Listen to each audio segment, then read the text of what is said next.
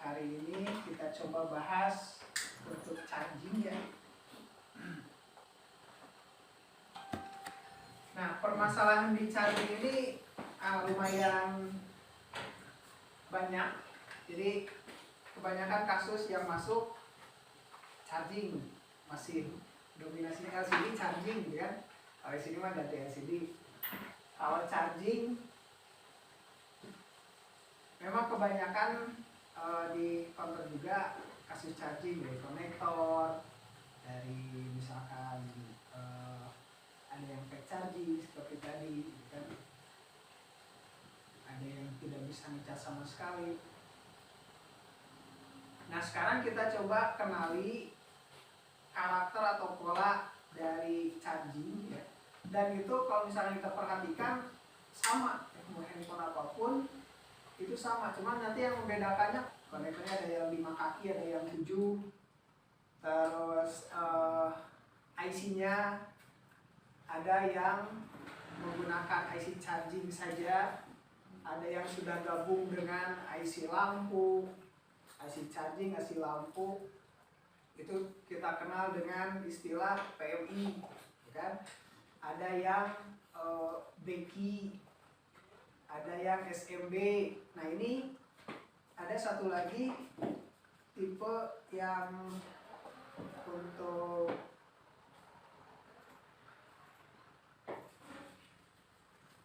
untuk IC chargingnya menggunakan IC-nya itu MU005X ya. Ini banyak persamaannya di Samsung. Nah, sekarang memang untuk tipe-tipe Samsung sudah banyak menggunakan tipe IC ini. Nah, kalau kita perhatikan ini, kalau misalkan di Xiaomi seperti PMI lah. Kalau di Xiaomi seperti PMI-nya. Saya ingin tahu dulu spesifikasi. Ini chipsetnya Exynos ya kalau nggak salah. Iya. Ya, untuk Exynos untuk sekarang memang IC-nya untuk IC charging ya menggunakan tipe IC yang seperti ini. Kalau Qualcomm PMI, oke? Kalau Qualcomm PMI, kalau IC untuk Exynos kebanyakan sudah menggunakan yang seperti ini. Nah, kita lihat polanya. Tadi sudah dibahas ya. Dan itu kalau misalkan banyak yang lihat atau ada yang memperhatikan, terutama yang sudah nyervis lumayan lama, itu sangat materi luar biasa kalau menurut saya. Saya pun tadi ya, bukan karena banyak kasus yang diakibatkan dari pengelolaan chargingnya itu. Ada yang pas kita colokan suhu temperatur tinggi atau rendah gitu kan. Ada pas kita koneksikan indikator jalan cuma tidak mau penuh gitu kan. Ada juga ketika kita koneksikan yang tadi disebut IC kadang-kadang kadang busy, kadang itu. Nah, tadi luar biasa sudah dikupas untuk pengenalan IC chargingnya, dan itu ya ilmu yang harus kita pahami, karena kasus-kasus charging untuk handphone yang sekarang itu sudah seperti itu kebanyakan. Kalau kita sudah ganti konektor masih tetap, nanti perhatikan apa saja yang harus kita perhatikan. Nah, sekarang saya akan istilahnya rangkum lah ya untuk kasus charging secara umum, jalur charging secara umum.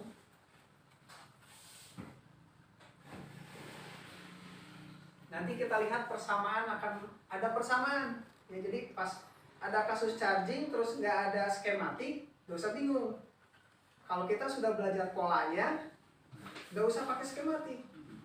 Kita sudah harus bisa menentukan, oh ini jalur input untuk IC charging, ini jalur outputnya, gitu kan? Nah, kita perhatikan, saya akan gambarkan dulu untuk konektornya itu ada berapa di USB itu? kaki atau jalur utama di USB itu ada berapa?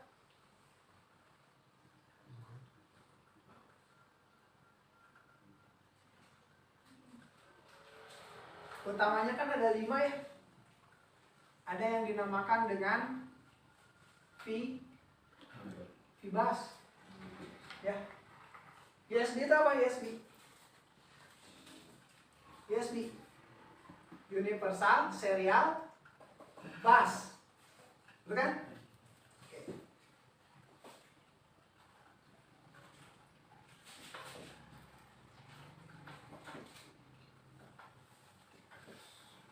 Universal Serial Bus atau dikenal dengan istilah USB. USB itu untuk kita istilahnya bisa kita gunakan untuk transfer data, gitu kan? Input output data.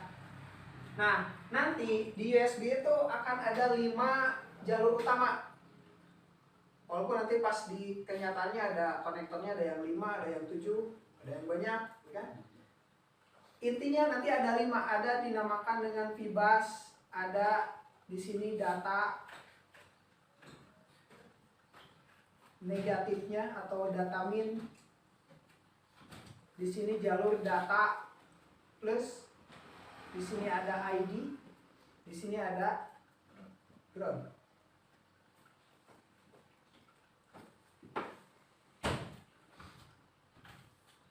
Kira-kira urutan untuk ininya di setiap handphone sama nggak? Urutan untuk ini kan jalur utama USB. Ada VBus, data min, data plus, ID, ground. Kira-kira urutan di setiap handphone sama nggak? Sama. Kenapa kita bisa asumsikan bahwa ini sama di setiap handphone? Bisa. Ya. Semua USB kan bisa. Handphonenya apapun gitu kan, kalau misalkan seri USB-nya sama, bisa di charging atau kita bisa melakukan pengecasan atau transfer data menggunakan kabel data yang sama, gitu kan? Handphone rek naon wae, gitu kan, rek Oppo, rek Odo, Everchoss, Nah ini sama, nanti urutannya akan seperti ini, rekan-rekan sudah harus sudah misalkan ya sudah paham gitu kan, sudah di luar kepala gitu kan, bina buku ya. Harus seperti ini, VBus. Nah VBus ujung dengan ujung itu pasti VBus dengan ground ya. Jadi mau mungkin di VBus di sini ground kan nggak mungkin. Jadi urutannya akan seperti ini, oke? VBus data min, data plus, jadi yang tengah itu data plus ya. Ini data plus, ID, ini ground, dekat dengan ground. VBus dekat dengan data min. Oke. Nah, nanti ada yang 7 ya. Kalau nggak salah seperti ini. Nah, yang 7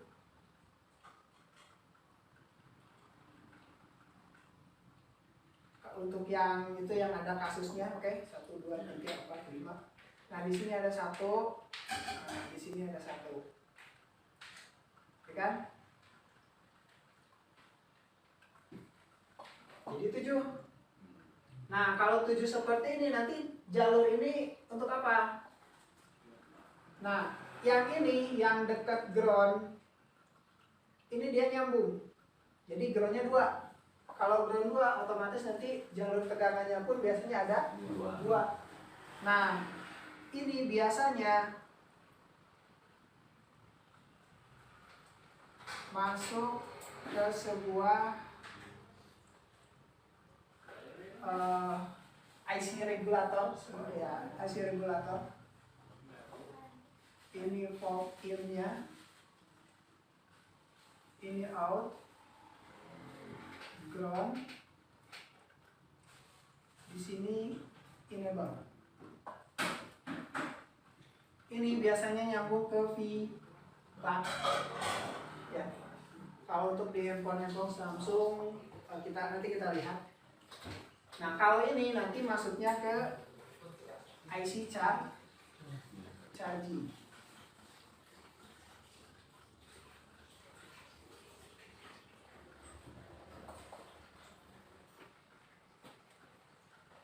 Jadi, nah cuman di sini rata-rata enable-nya belum diaktifkan. Jadi kalau misalkan ini enable sudah diaktifkan, nanti handphone nanti kalau ada misalkan menemukan handphone yang seperti laptop nggak pakai baterai tapi bisa nyala pakai charger doang. Nah, seperti ini jalurnya. Jadi menggunakan ada jalur dari fibas, dia nyambung kakinya, nanti ada yang fibas ini masuk ke sini. Nah, jalur tegangan dari fibas ini sebagai inputan untuk IC regulator untuk mengaktifkan jalur ibatnya. Ya, di sini nanti ini LDO. Kenapa LDO? Karena di sini 5 volt. Oke. Kesininya jadi misalkan 4,2 volt. Jadi bisa menghidupkan handphone tanpa baterai. Yang ini cuman belum digunakan. Ya. Kan di handphone Samsung kebanyakan 7 ya. 7 kaki ya. Yang ini pun 7. Nanti kita lihat. Nah, yang ini nanti biasanya digunakan di jalur fibas. Kalau misalkan rekan-rekan pernah bongkar atau lihat skematik di Galaxy nanti seperti itu. Nah, kalau ini jalur utamanya ada 5 kan? Yang ini ground. Oke? Yang ini ada S1, S2. Nah, ini yang S1 kaki S1, ini kaki S2 nih. S2-nya ground, S1-nya seperti ini. Nah, di sini dia nyambung nggak? Nggak ya, jadi dimatikan. Ini nggak nyambung, jadi dimatikan. Nah, tapi kalau misalkan kita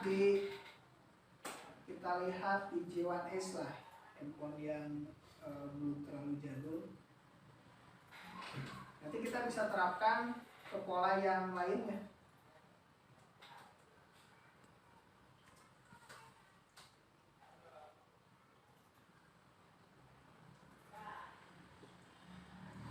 Kita cari USB. Nah, di sini ada di halaman 1, ini page halaman 4. Fuel gauge, USB sama motor, berarti di halaman 4 kita cari. Nah, ini halaman 4.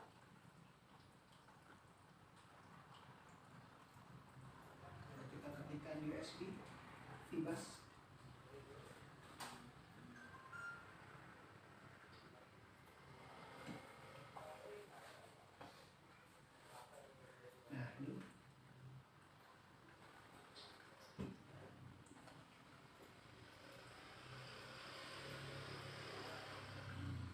Nah, lihat USB konektor. Ini kakinya yang 7 kaki karena ada S1 dan S2. Kalau misalnya mau kita lihat kondisi atau bentuk fisiknya, di sini ada kode komponen atau keterangan komponen seperti ini. Kita lepaskan. Misalkan di sini.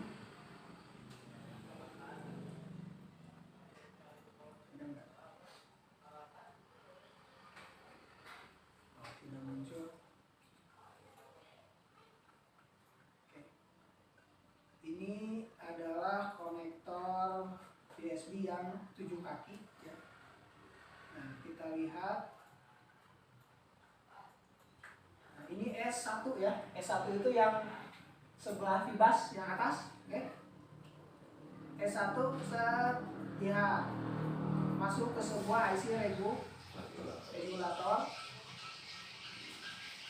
Nah, kalau ini enable-nya sudah diaktifkan. Enable-nya sudah diaktifkan, dia ambil sama dari jalur fibas.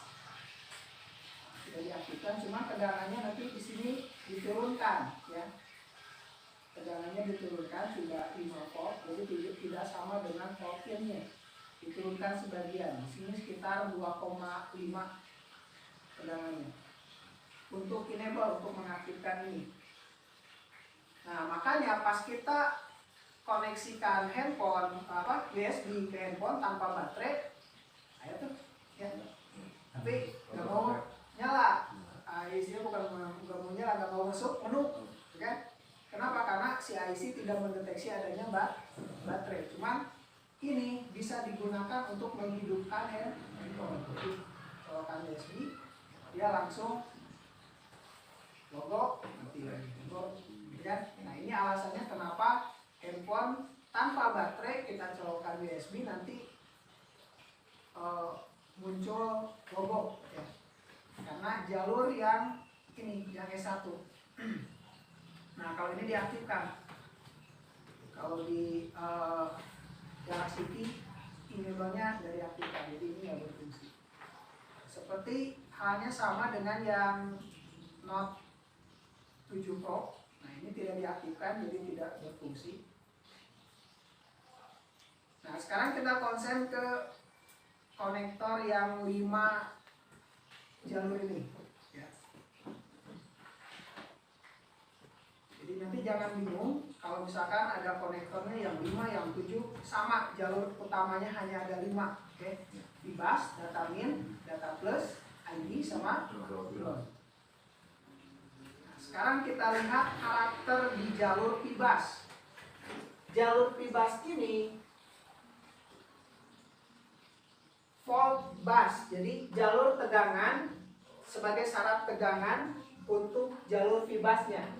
Bus itu dimana jalur data yang lebih dari satu. Di sini kan ada jalur data min sama data plus, makanya disebut dengan bus. Ya. Nah, nanti jalur ini harus ada syarat tegangannya, itu dinamakan dengan fault bus, tegangan busnya. Nah,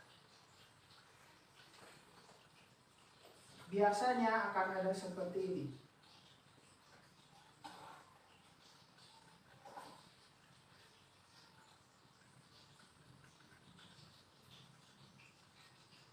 Ini komponen utama.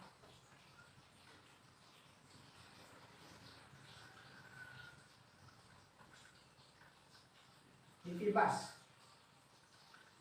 Sebelum masuk ke IC charging.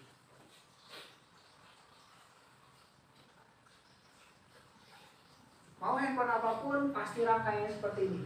Ya, jadi jangan heran kalau misalkan di jalur P-bus akan ada apa ini? Dioda dipasang apa? Paralel. Fungsinya untuk apa? Ayo. Dioda dipasang paralel, fungsinya?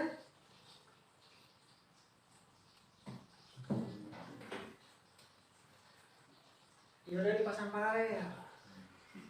Ayo. Iya kan? Kita mengenai jalur P-bus nih.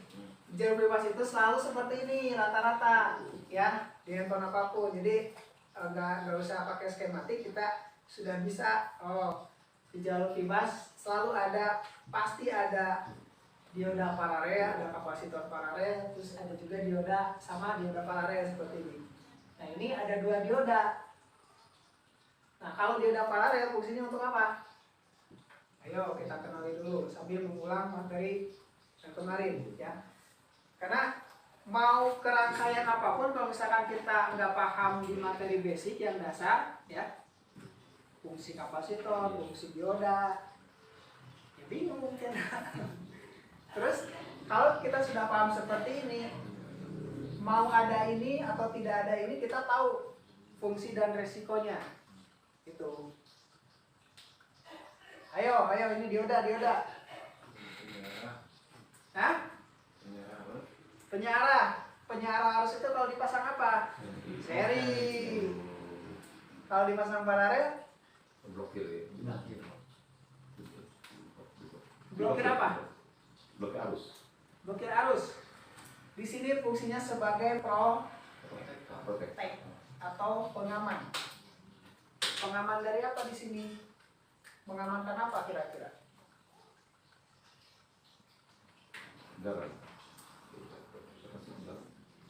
Tegangan. Terus ngamanin dari apa lagi?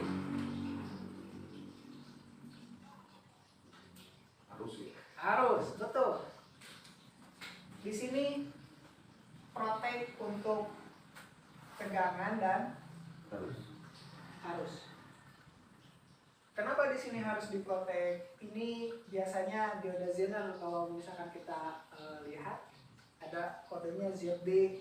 Nah, misalkan kita perbesar ada ZB. Nanti di jalur fibas akan ada dioda paralel agak gede, ya. Beda dengan di jalur-jalur lain itu kecil-kecil kan. Kalau di jalur fibas sama fibat nanti diodanya itu agak besar, ya. Ini fungsinya sebagai protek dari tegangan dan arus. Kenapa? Karena dioda ini, ya, mempunyai batas tegangan maksimal dan batas arus maksimal. Apa enggak? Misalkan dioda ini batas maksimalnya itu tegangannya itu sekitar 5,2 volt misalkan.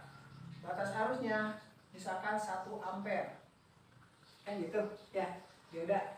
Jadi punya, kan kalau misalnya kita mau beli dioda yang berapa volt sama berapa ampere gitu kan. Itu menunjukkan kapasitas atau batas maksimalnya. Jadi kalau misalkan di jalur fibas ini dipasang sebuah dioda paralel, itu tujuannya untuk protek. Di sini sudah dibatasi, ya. Tegangan maksimalnya itu berapa? Arus yang mengalirnya itu maksimalnya berapa? Misalkan di sini 5,2 maksimalnya.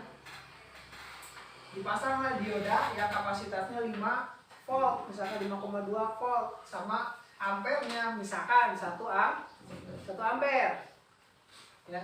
Jadi ketika kita masukkan tegangan di sini melebihi kapasitas di jalur ini, ya, melebihi misalkan 5,2 volt, yang pertama rusak siapa? Dioda. Karena tujuannya sebagai protek. Sering banyak kasus handphone dicas di mobil, kan? Ngecas sebentar langsung dan ngecas lagi terus panas. Pas dicek ini jebol, buang, lama 200.000 kan gitu. Ya, sering ya. Pernah dapat kasus yang handphone nggak bisa ngecas, terus diodanya dibuang jadi bagus ngecasnya? Belum. Anda belum. Ini di jalur fibas ini dipasang sebuah dioda. Oke, dioda paralel tujuannya untuk protek. Nanti dia yang membatasi tegangannya, terus yang membatasi arus. Misalkan handphone, kalau dulu BlackBerry gitu kan, dicas pakai charging Android. Kalau BlackBerry kan kalau misalnya kita lihat di chargingnya itu 0,5 ampere ya, atau 500 miliampere. Android kan 1 ampere atau 2 ampere gitu kan, dicas lah. Bisa ngecas? Bisa. Berapa saat langsung gak bisa ngecas lagi. Panas handphone lah. Pas dicek ini ya sudah jebol. Kenapa? Jalur di sini harusnya itu maksimalnya misalkan 1 ampere. Kita cas, kita masukkan arus di sini lebih dari 1 ampere, otomatis ini akan jebol. Oke, kenapa di sini dipasang sebuah dioda paralel? Tujuannya untuk itu. Karena di sini nanti dibatasi tegangan dan arusnya. Jadi intinya komponen-komponen ini, komponen yang ini, oke, itu melayani sebuah IC. Jadi IC itu membutuhkan, saya hanya membutuhkan misalkan maksimalnya tegangan itu 5,2, terus arusnya maksimalnya 1 ampere, baru saya bekerja dengan normal. Makanya di sini dipasang, dipasanglah dioda paralel sebagai protek, ya, dengan kapasitas ya sesuai dengan jalur yang diinginkan oleh sebuah IC. Jadi komponen-komponen ini intinya melayani sebuah IC supaya IC itu bekerja dengan maksimal. Paham ya? Misalkan ini bermasalah nih karena kapasitas di sininya melebihi dari kapasitas dioda, misalkan arusnya itu terlalu besar ampernya, arus yang mengalirnya di sini terlalu besar, otomatis ini akan jebol. Ketika ini sudah rusak, oke, kita buang kan? Terus kita buang, kita coba cas lagi, normal nggak? Normal. Kalau misalkan ini rusak mengakibatkan apa? Komponen paralel bermasalah atau rusak mengakibatkan apa? Konslet. Nanti harusnya kan kebuang.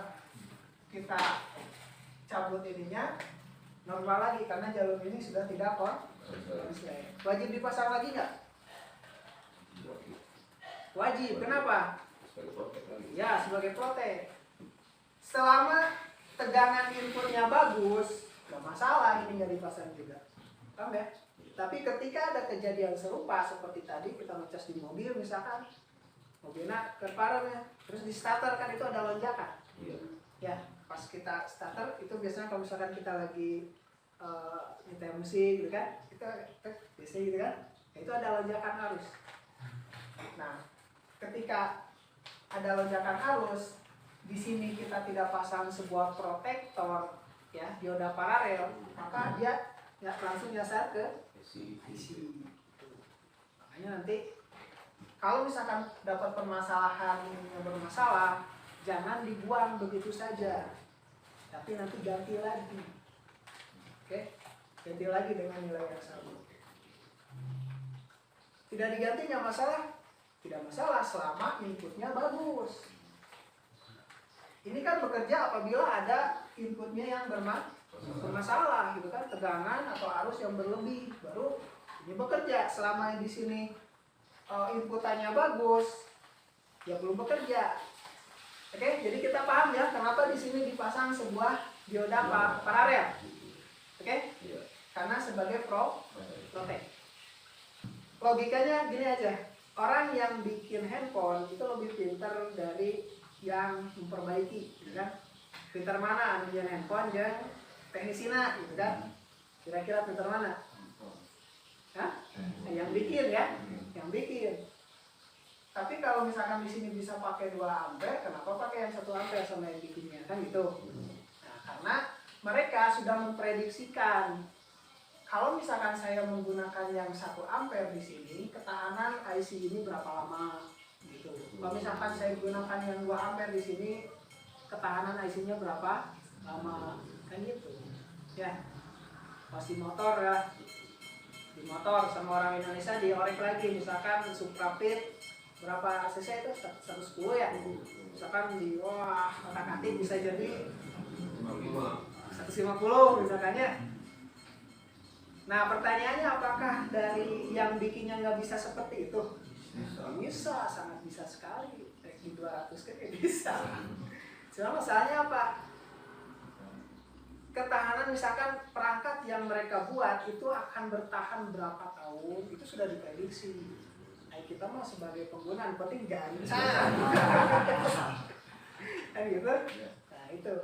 Jadi nanti kenapa harus diganti dengan nilai yang sama? Ya, karena itu biar nanti si IC ini bekerja dengan maksimal. Bukan tidak bisa kita ganti sama yang 2 atau 3 ampere, tapi memang keinginan IC ini itu maksimalnya hanya 1 ampere saja. Paham ya? Jadi pas kita lihat di rangkaian, ada dioda ya, paralel. Oh udah paham. Ya, ini sebagai protek. Walaupun pas kita cabut tetap jalan, tetap bekerja. Ya, selama inputnya bagus. Jadi nanti kalau misalkan dapat permasalahan yang tidak bisa ngecas diakibatkan ininya konslet atau rusak, kita diwajibkan ganti dengan nilai yang sama. Jadi jangan dibuang begitu saja. Oke, dibuang tak, kan 2 hari kemudian datang deh. Wah, ngecas deh, pas dicek langsung dia rusak. Karena ya kita nggak tahu kan si konsumen atau yang pemilik handphonenya ngecasnya seperti apa. Kalau misalkan kita kasih tahu dulu, misalkan ini ngecasnya harus seperti ini. Kalau misalkan di mobil, kalau mau starter jangan dulu dicas, gitu kan? Terus dulu sudah hidup baru kita ngecas, karena nanti ada lonjakan. Nah, seperti itu bisa. Terus kita juga nggak tahu kondisi charger dari konsumen kan seperti apa. Nah, makanya nanti kita pasang lagi diodanya. Jadi jangan cabut begitu saja karena nanti akan menimbulkan permasalahan yang baru dan lebih parah. Oke? Nah nanti akan ada dipasang ini. Jadi di jalur kibas selalu dipasang ini. Terus nanti ada yang kedua ini nih. Ini dioda sama ya.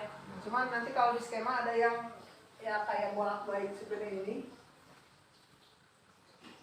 Nah ini fungsinya untuk apa? Ini untuk ISD. Oke, kenapa dipasang dua? Karena yang satu ini sebagai protek dari arus dan tegangan. Oke. Nah yang kedua itu ISD. Apa sih ISD? ISD Electrostatic Discharge. Discharge itu membuang kan? Kalau charging mengisi, kalau discharge berarti membuang. Nah nanti karena ini sifatnya user interface UI, ya, UI itu selalu berhubungan atau kontak langsung dengan penggunanya, kan gitu. Kayak touchscreen, LCD kan kontak langsung tuh. Nah nanti di dalam tubuh kita selalu ada elektrostatis, ya. Nanti ada aliran elektrostatis. Ketika kita bersentuhan dengan komponen elektronika, itu ada lonjakan elektrostatis. Dan itu sangat berpengaruh terhadap komponen, terutama komponen aktif. Dioda, transistor, IC sangat berpengaruh. Makanya disarankan kalau misalkan nyervis pakai gelang antistatis. Terus pakai sarung tangan. Kalau IC dipikir. Jangan heran kalau misalkan kita beli IC, kita pasang gitu kan, IC-nya nggak mau nyala gitu kan. Atau misalkan ada dari yang normal kita cabut, pasang di handphone yang bermasalah, jadi mati IC-nya. Nah, jangan heran, kenapa? Karena tubuh kita sangat berpengaruh terhadap komponen elektronika, terutama komponen aktif. Coba lihat di pabrik gitu kan, ini pakai sarung tangan, pakai baju anti statis, sepatu pakai di plastik.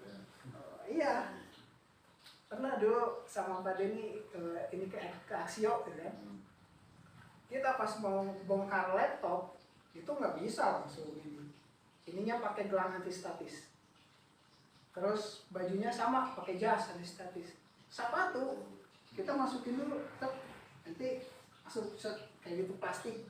Jadi sepatu kita atau alas kaki kita diini lagi sama plastik.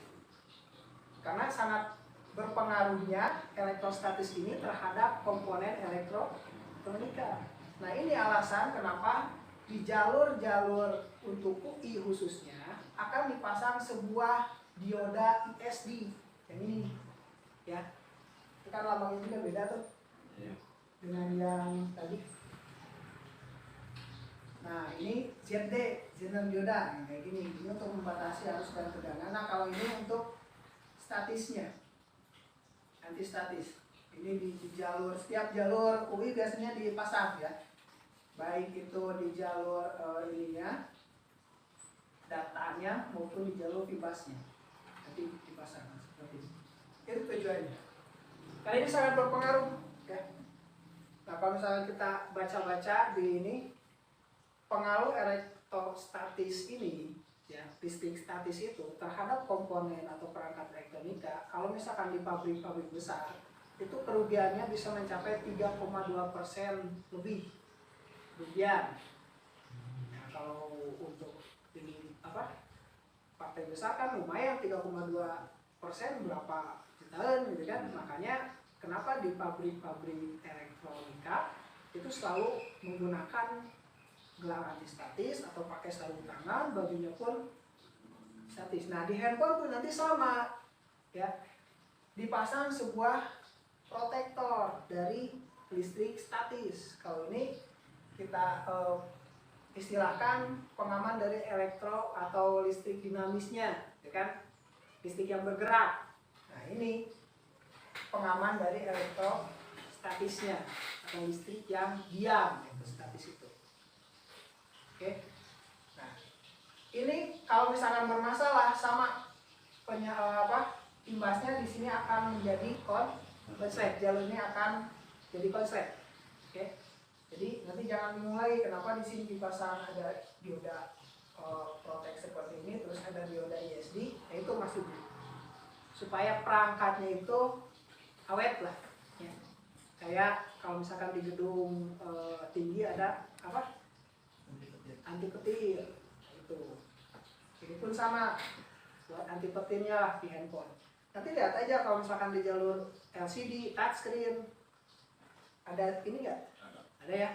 Ada LCD, touchscreen, SIM card, terus di MMC, USB, nanti akan ada dipasang USB. Itu maksudnya, ya. Jadi nanti kalau ini bermasalah, bagusnya diganti. Tapi memang untuk yang sekarang kan kecil-kecil tuh, misalkan dibuang, ya tidak terlalu pengaruh. Tapi ya kalau misalkan kita dibandingkan dengan adanya komponen di sini dengan tidak ada, nanti perangkatnya akan lebih awet kalau ada komponen ini, gitulah ya. Walaupun secara tidak langsung untuk bisa mematikan handphonenya. Nah, selanjutnya di sini ada apa? Kapasitor dipasang apa? Paralel. Fungsi kapasitor dipasang paralel?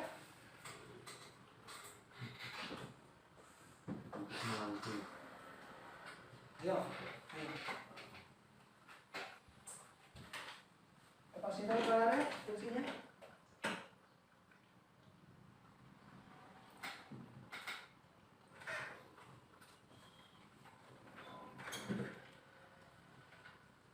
Ayo, diulang. Ini kan sudah. Nanti logikanya atau polanya harus tahu. Ayo, kapasitor pasang paralel. Menyimpan atau menampung arus sementara. Tujuannya seperti apa? Di sini ini tujuannya untuk menyetabilkan arus dan tegangan yang masuk di sini, oke?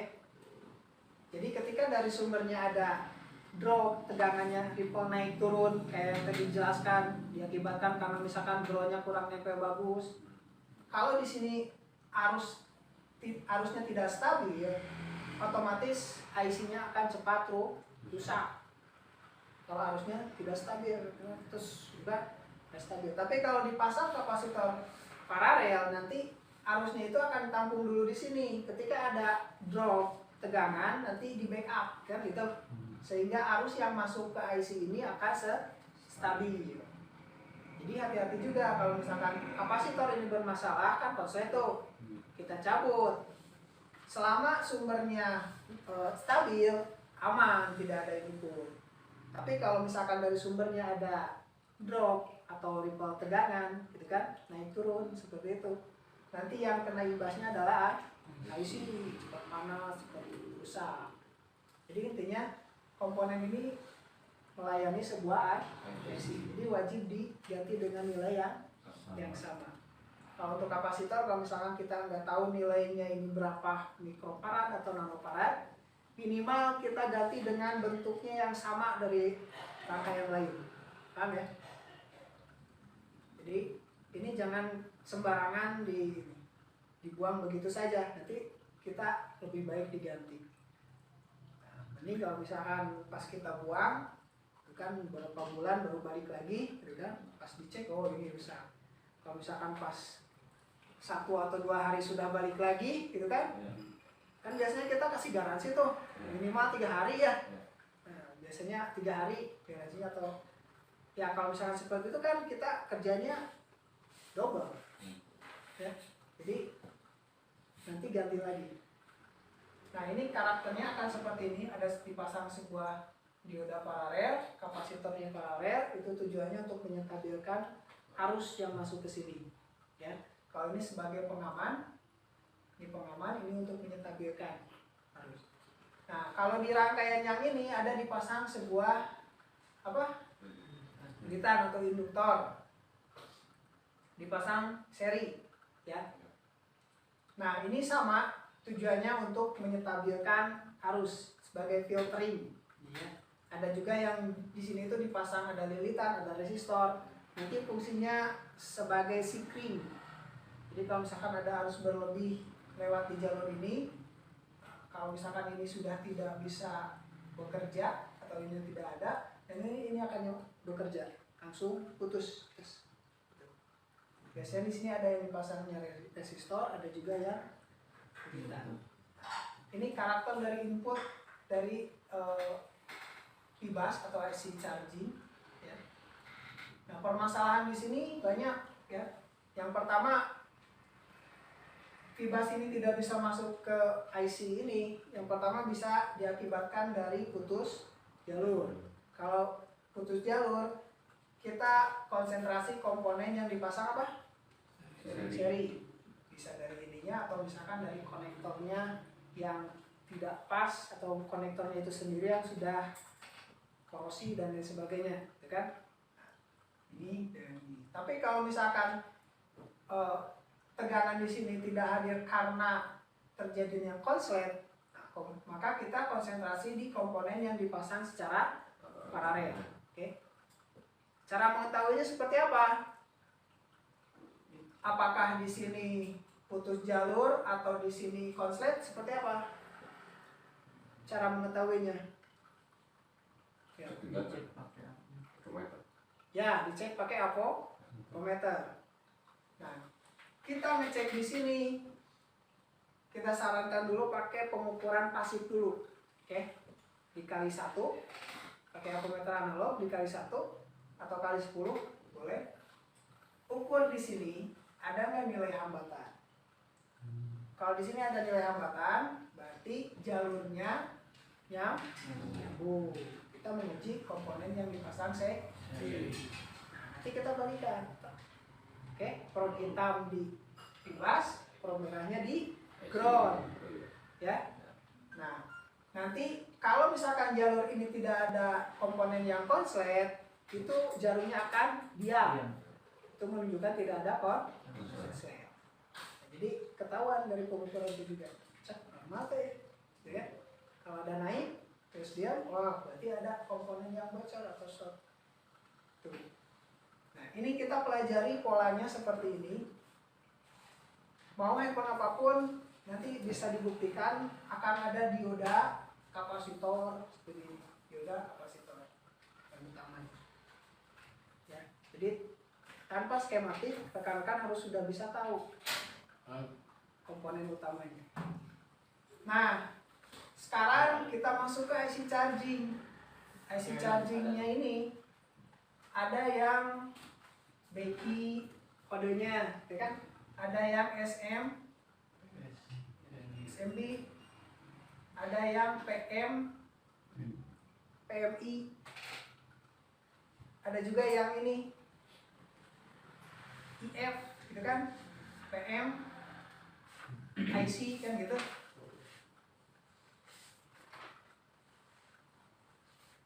Nah, kita kenali dulu.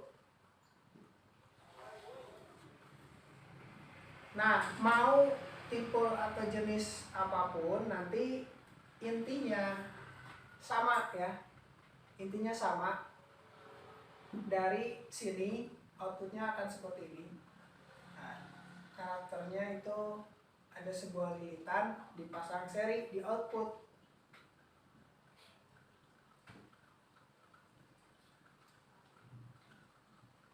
Ini ada yang menjadi VPH power, ada yang menjadi volt system kan gitu di jalur ini.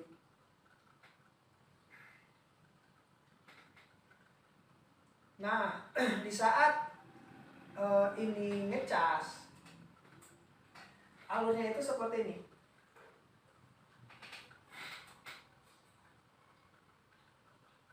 Di saat charging, ini input kan, ini output, oke? Nah, ini masuk ke sini.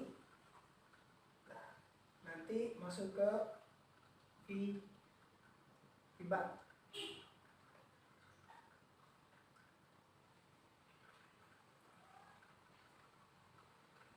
Jadi tidak dari internal IC ini langsung masuk ke feedback, tapi dia keluar dulu. Tujuannya untuk diperbesar apa? Arusnya. Kan arusnya diperbesar, nanti masuk ke kembali ke IC charging. Nah, dari IC charging nanti masuk ke jalur feedback untuk mengisi baterai. Kita lihat di sini.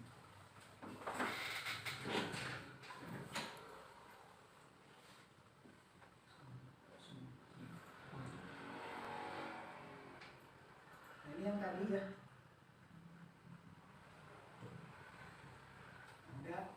Ada sebuah lilitan dipasang seri.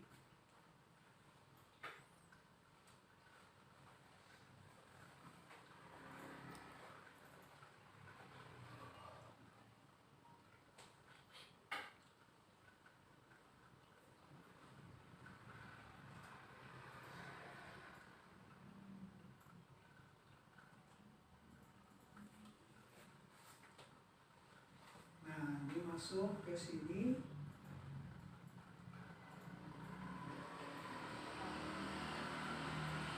Ini masuk ke sini fibas di kaki A4, A5, B4.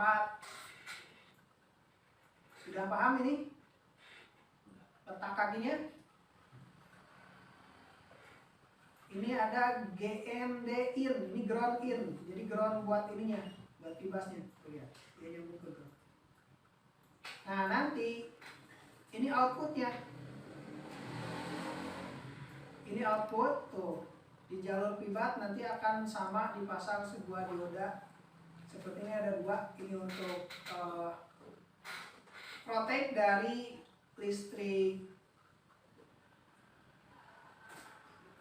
dinamisnya. Ini untuk ISD-nya. Oke, jadi ada dua. Nah, di sini ada sebuah lilitan pasang seri. Ini karakternya berarti bak regulator. Tuh lihat di sini masuk ke sini. Nanti masuk ke sini. Ke volt system. Nah, nanti masuk ke fibat charging. Baru masuk ke IC, masuk ke baterai, mengisi baterai. Jadi di sini tuh di internal itu ada semacam switch. Kapan waktunya pemecasan, kapan waktunya menghidupkan dari baterai. Ini pun bisa jadi input. Ketika kita pasang baterai, kita nyalakan handphone, tegangan baterainya masuk ke sini, set. Nah, masuk ke sini, dia keluar ke sini, oke? Keluarnya ke sini. Jadi nanti mengaktifkan bak regulatornya. Tapi kalau misalkan ngecas, masuk dari fibas, keluar dari LX charging, nah, dia masuk ke sini, ke volt system, masuk ke baterai. Jadi di sini ada internal switchnya. Nah, saya pernah bikin bagiannya.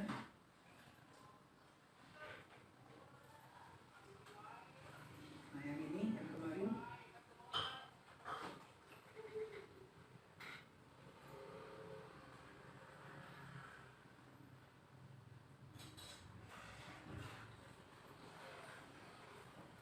Jadi di internal IC-nya itu, ini jenisnya Becky, ada switching ya, kapan waktunya ngecas, kapan waktunya menghidupkan handphone menggunakan baterai. Nah, ini tipe IC-nya Becky. Kalau yang ini yang IF atau S2MU005 kayak ini.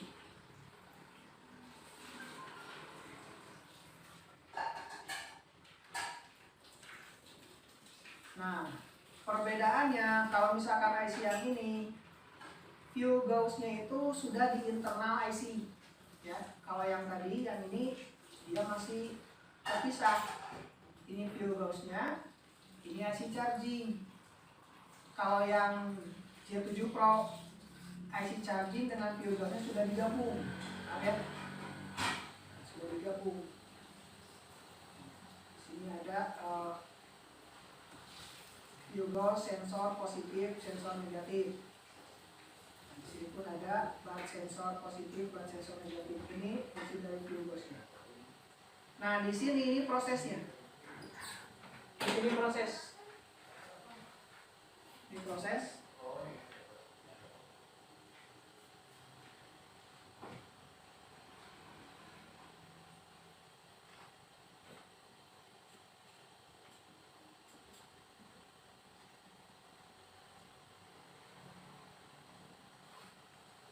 Ini output, ini input, oke?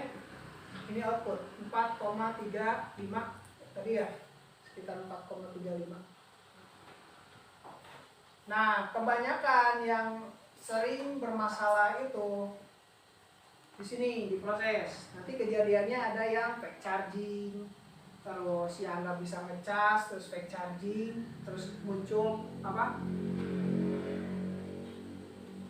Keterangan baterai atau suhu baterai terlalu rendah, terlalu tinggi, kan gitu. Nanti munculnya di sini di prosesnya. Jadi kalau untuk memastikan rangkaian ini berfungsi atau tidak, kita tinggal memasukkan USB ya ukur di ujung di konektor baterai.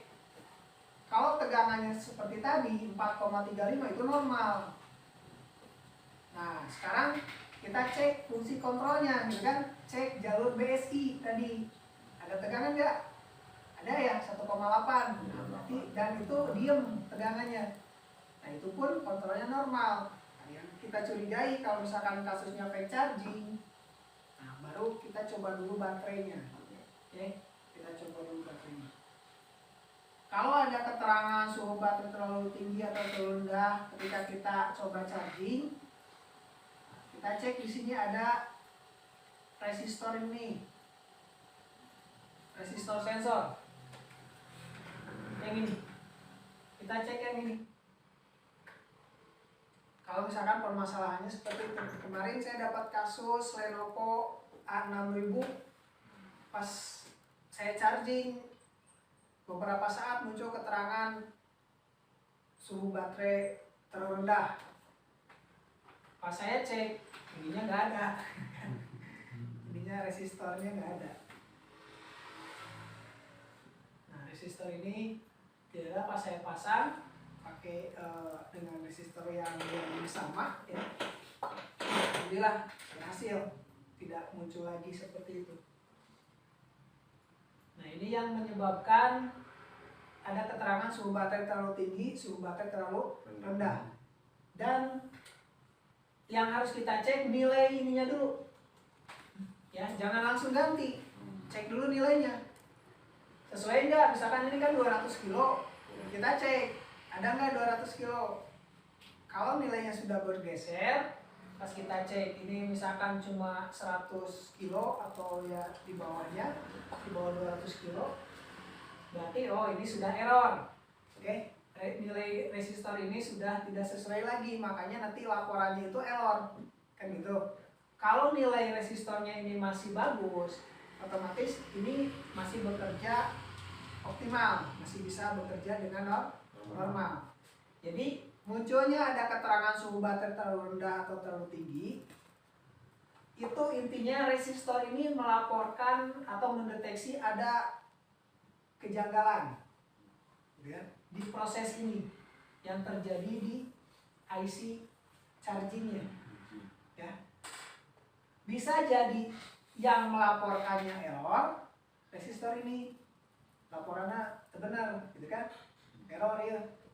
Bisa juga memang resistor ini mendeteksi adanya kelainan gitu kan. Jadi nanti permasalahan seperti itu bisa diakibatkan dari resistor ini yang bermasalah atau memang IC-nya yang bermasalah yang terdeteksi oleh resistor. Makanya nanti yang pertama kita cek, pastikan dulu resistornya ya sehat tuh resistornya gitu kan, nggak laporkan wae gitu kan. Yang resistornya sehat nah, ya sudah berarti ini yang bermasalah, laporannya kacau gitu kan. Tapi kalau resistornya ini yang kita cek normal sesuai nilai resistornya, berarti kita cek IC-nya. Jadi nanti ada dua kan, pas ada kasus seperti itu cari termistor sebenarnya, cari termistor. Pas udah ganti pak, udah diganti termistornya tapi masih tetap. Nah, nanti kita jangan langsung ganti, ukur dulu, pastikan kalau misalkan nilainya normal, ngapain diganti? Ya, berarti ada komponen lain yang bermasalah. Ada juga kan kasusnya pas ganti IC power atau ini normal, IC chargingnya normal, ya berarti permasalahannya bukan di resistornya, tapi di IC-nya yang bermasalah, terdeteksi oleh resistor. Jadi ini banyak ya di kasus charging, permasalahannya terutama fake charging. Dan fake charging saya juga pernah menemukan Redmi Note 5A yang diakibatkan dari CPU. CPU-nya yang bermasalah, kan? IC chargingnya bukan, Viogos bukan, karena udah dicoba pakai yang normal gitu, di penasaran gitu normal, dicobaan kadinya anggar kene fake charging, yang dari fake charging dikasih ke yang normal gitu kan, berarti bukan IC itu. Viogos sudah diganti, bekinya sudah diganti, ternyata apa? SOC-nya yang bermasalah. Kenapa? Karena di sini kan ada jalur ini. Jalur, nah ini nanti masuk ke SOC sebagai kontrol, ya, serial data, serial clock, jadi dinamakan dengan I2C. Ini jadi ada kontrol dari SOC. Kalau ininya bermasalah dan ketika saya cek di sini itu tidak ada tegangan 1,8. Harusnya di sini kan ada PMIC SDA 1P8, ini ada tegangan 1,8. Pas saya cek nggak ada tegangan 1,8. Dan tegangan ini dihasilkan dari SOC. Jadi di internal SOC itu ada resistor pull up-nya. Jadi sudah di internal kalau tegangan ini. Beda dengan ini, kalau ini masih eksternal tegangannya. Ya. Dari resistor pull up. Kalau ini resistor pull up-nya di internal SOC. Ya, kalau di sini tegangannya tidak ada, ya berarti di SOC-nya kan yang bermasalah. Nanti SOC-nya baru tuh jadi kompleks ya. Enggak melulu misalkan konektor nah, IC charging nah, baterai nah. Kenapa? Karena di sini SOC pun terlibat. Ketika ada sebuah rangkaian yang tidak bekerja atau ya misalkan ini jalur ini tidak berfungsi, ya rangkaian ini tidak optimal kan kerjanya. Nah, untuk karakter di handphone apapun, nanti untuk jalur pibasnya selalu ada terpasang komponen itu tuh. Ya. Dan di pibas pun nanti terus sama. Ada semacam ini.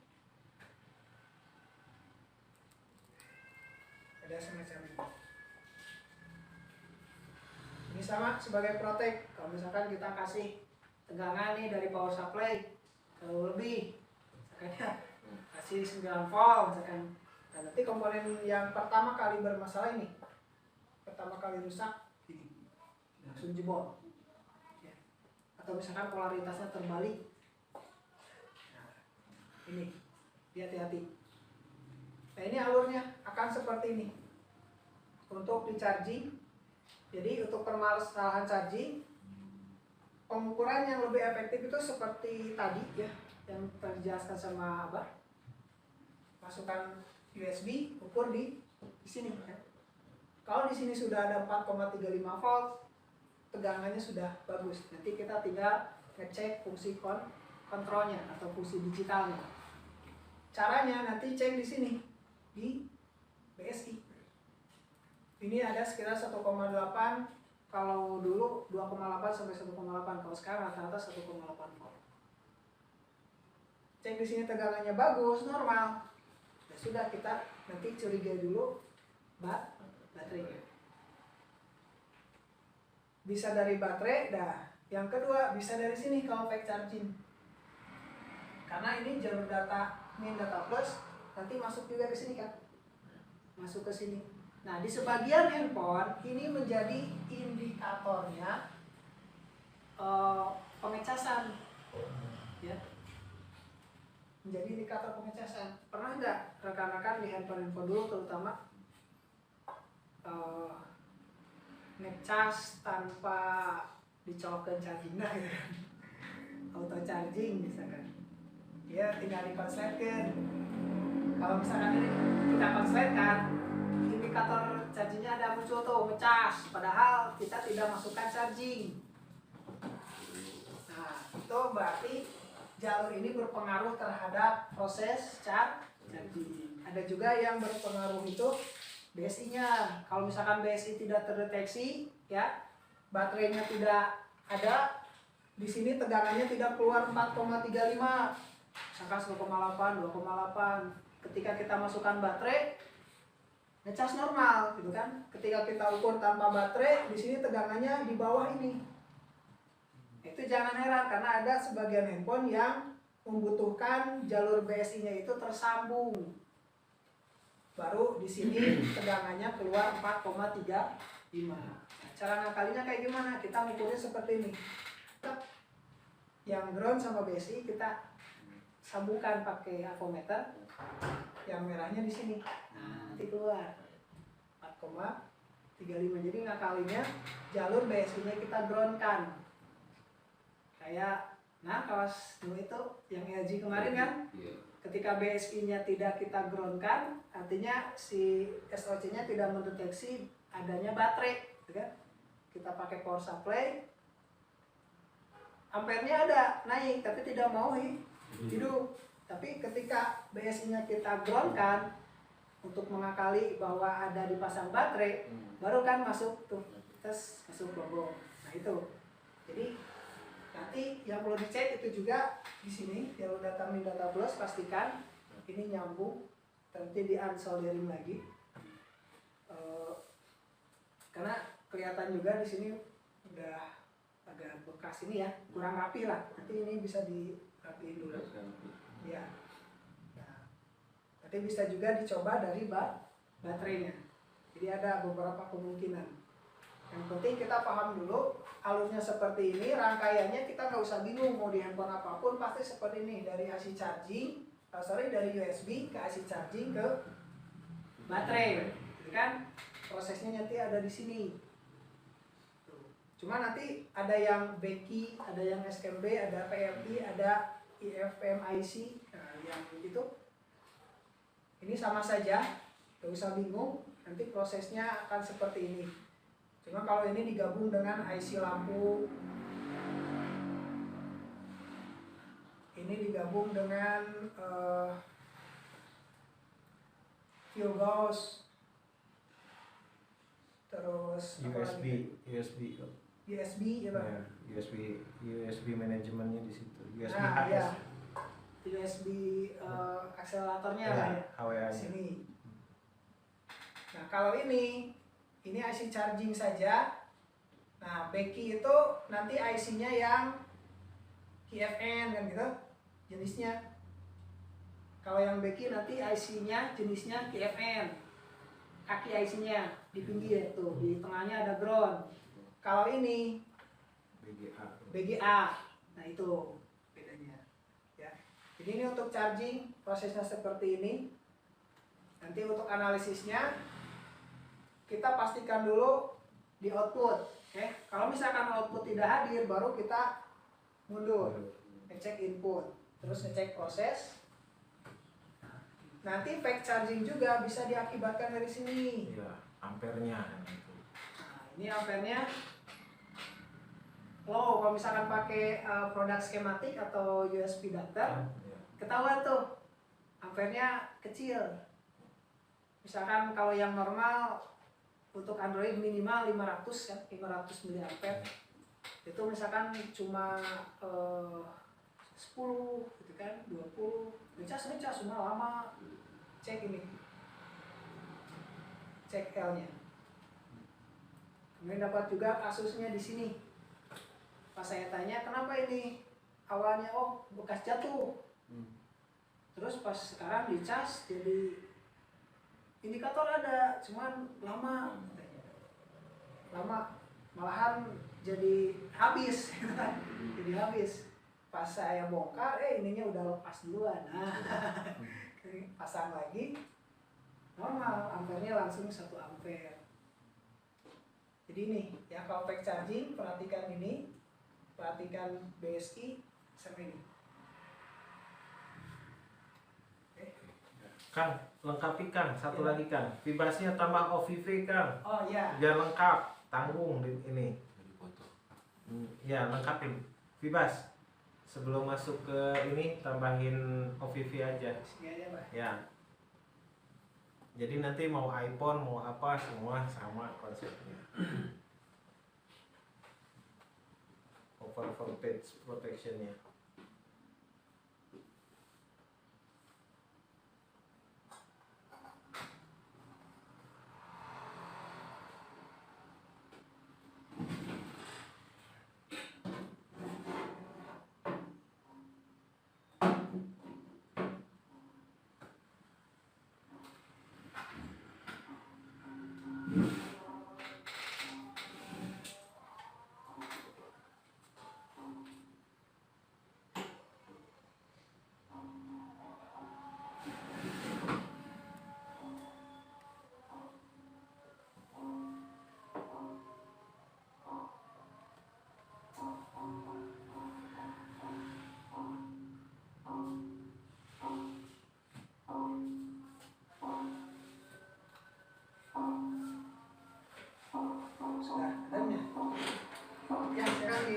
tambahkan dulu, nanti habis break kita mulai lagi. Untuk kasus charging cukup ya, ya nanti bisa dipraktekkan. Nanti ada kasus apa lagi? Sinyal boleh. Handphone apa? Sama J7 Pak. Oh sama yang ini, Iya. kasusnya sinyal.